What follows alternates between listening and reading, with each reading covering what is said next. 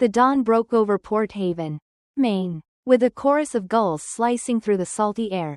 Inside her weathered clapboard cottage, Riley Harper stared into the cracked mirror, her hazel eyes tracing the faint lines etched by years of quiet resilience.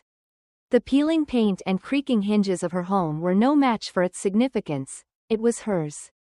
A hard-won sanctuary carved from a life of being overlooked. At 32, Riley was no longer the trembling girl who stumbled through naval drills or wept silently when her name was skipped at her sister's academy graduation. She was a woman forged in silence, her strength hidden beneath a calm exterior that few bothered to notice. Riley had grown up in the shadow of her older sister, Lauren Brooks, the golden child of the Harper family. Lauren was the embodiment of perfection, confident, charismatic, and destined for greatness in the eyes of their parents and the tight-knit coastal community. Riley, on the other hand, was labeled the fragile one, too emotional to lead, too soft for the rigors of military life. They saw her tears, her one failed simulation, and dismissed her as the spare daughter, unfit for the crisp naval uniforms that adorned their family's legacy. But what no one noticed, what no one cared to ask, was that Riley had quietly enrolled in a covert naval program. One with clearance levels surpassing even Lauren's prestigious Air Tactical Command. When Riley shipped out for her first classified overseas mission, there were no banners, no tearful goodbyes. Her mother was too busy planning Lauren's deployment party.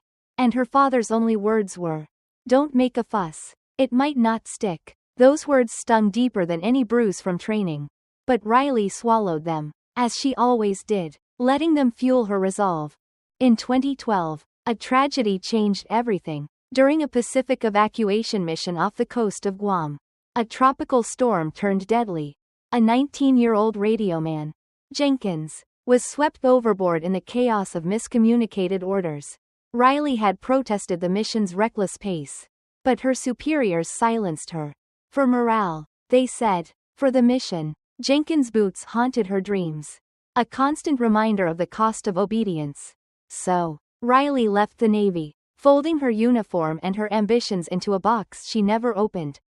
She retreated to Port Haven, where she taught rowing to troubled teens, kids with too much anger or too little hope. They shuffled onto the docks each morning, their eyes wary, their shoulders hunched. Riley didn't coddle them. She gave orders with the same sharp precision she'd once used on a ship's deck. And slowly, they began to listen. In their defiance, she saw pieces of her younger self. And in their progress, she found a purpose. One chilly October evening, Lauren's voice crackled through the phone. Smooth as velvet but sharp at the edges. "It's just a small dinner, Riley," she said, inviting her to celebrate her new role as head chef aboard the Starlight Crest, a luxury vessel set for a high-profile soft launch. "Come, for family." Riley hesitated, her fingers tightening around the receiver. But something stirred, maybe a need to be seen, maybe a longing for the sea. She agreed, though her gut warned her otherwise. The dinner was a spectacle. Lauren's waterfront estate gleamed with crystal chandeliers and polished oak floors, the air thick with laughter and clinking glasses. Riley's worn boots squeaked on the marble foyer, announcing her presence like an unwelcome guest. Lauren greeted her with a hug that barely grazed her shoulders, her designer gown shimmering like the surface of a calm sea. "Everyone, this is Riley," Lauren announced to the crowd, her smile dazzling. "She teaches rowing to juvenile delinquents. Not sure if she's their coach or their jailer." The room erupted in laughter, sharp and unrestrained. Riley's mother raised her wineglass with a proud nod for Lauren.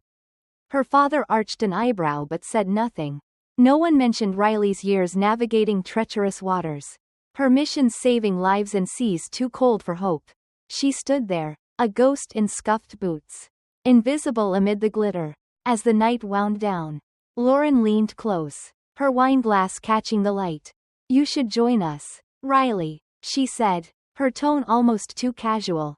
"The Starlight Crest sails next week for a 4-day pre-launch. It'd be nice to have you aboard."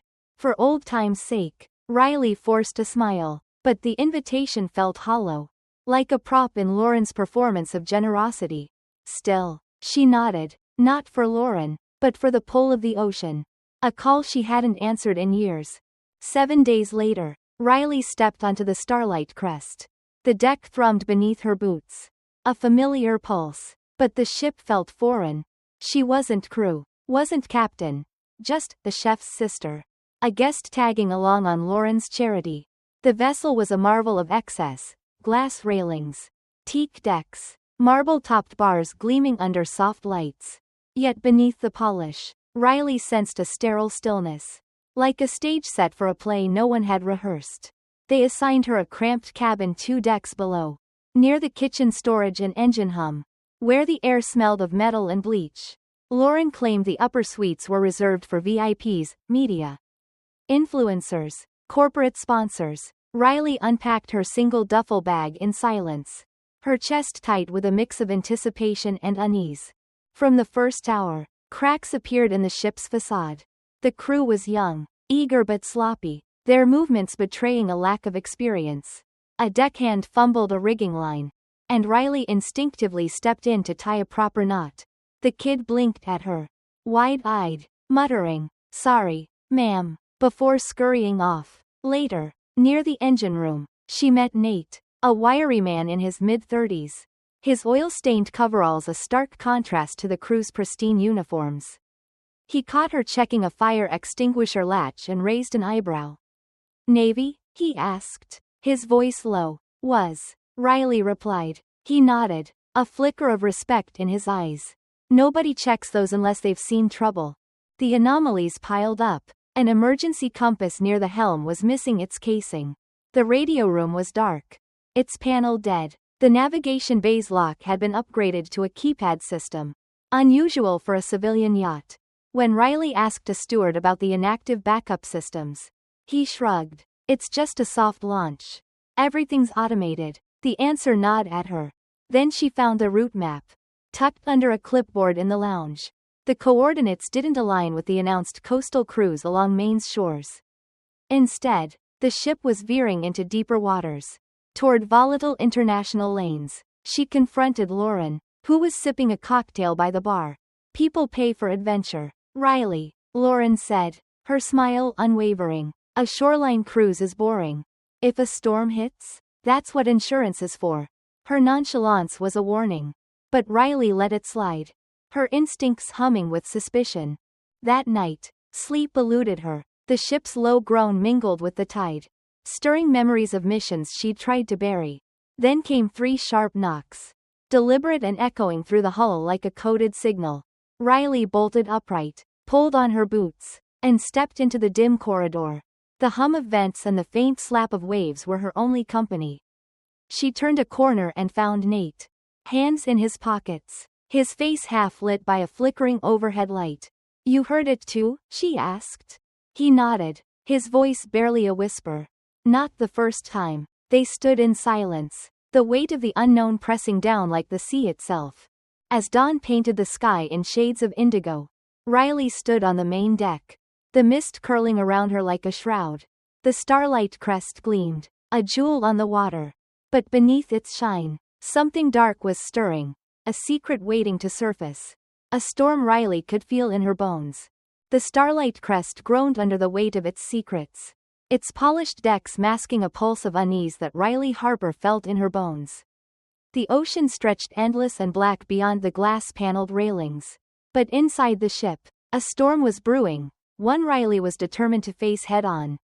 She wasn't just a passenger anymore. Not just Lauren's overlooked sister. She was a commander, even if no one else saw it yet. The air in the lower corridors smelled of rust and disinfectant. But Riley moved with purpose, her boots echoing against the steel. She had a team now, forged in whispers and shared suspicion. Nate, the grizzled technician with a knack for uncovering what others hid. Clara, a junior officer whose sharp eyes held fragments of Riley's buried past. And Jack Mason, a retired merchant captain whose weathered hands still knew the sea better than most. Together, they were ready to tear the Starlight crest from the grip of its lies. It started with the anomalies piling up like driftwood. Nate had found a hidden GPS tracker in the engine room, its signal pulsing off course. 39.7 nautical miles into waters no luxury cruise should touch, international lanes. Military zones. Places where the sea swallowed secrets whole. Clara uncovered something worse. The water filtration system had been sabotaged. Its valves reversed to push trace sodium into the supply. Passengers were already complaining of headaches, dizziness, a creeping lethargy no one could explain. This wasn't an accident, Clara whispered, her voice tight as they stood in the dim glow of a maintenance bay. Someone wants this ship weak. Then there was the sealed auxiliary control room on subdeck 4. Its door welded shut, its existence erased from the ship's blueprints. Riley's gut told her it held answers. Maybe to the cryptic message scratched into the wall she'd found days earlier. This ship never came back. 2017.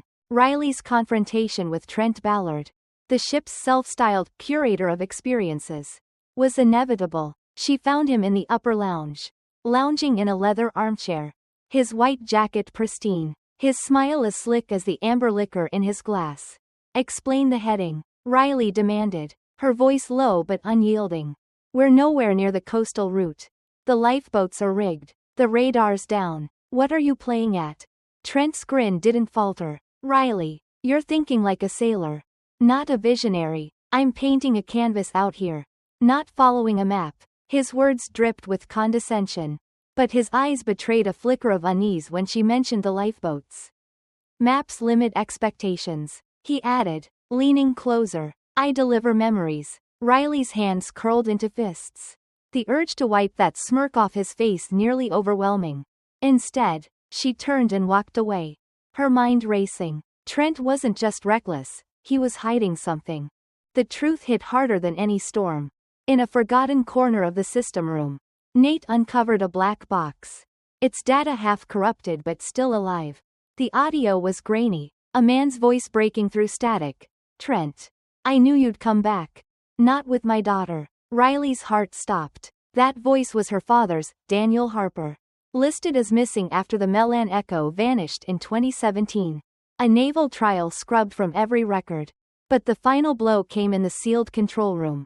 With blowtorches and crowbars, Riley's team cut through the rusted door, revealing a chamber frozen in time, dust-coated consoles, a flickering CRT screen, and a metal container holding encrypted data chips marked 2017. Nate cracked the encryption, revealing logs from the Melan Echo, the Starlight Crest's true identity. The logs detailed a classified operation, Siren Protocol, and a single directive signed by Trent Ballard: override all rescue protocols. Immediate lockdown. Her father had opposed it, tried to send an alert, and paid with his life.